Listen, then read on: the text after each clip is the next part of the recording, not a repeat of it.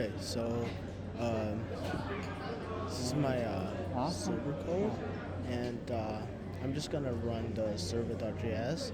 You can see it's all here. So just press to this link.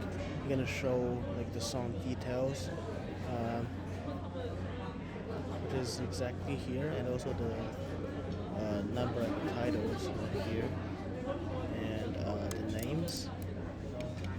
After that is the key and the bar things.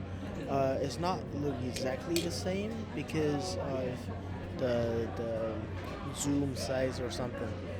But I just trying to get as like as possible. And you can see here, which is a form. That is exactly what I did here is four in a row, which is also four in a row, and there are some columns here.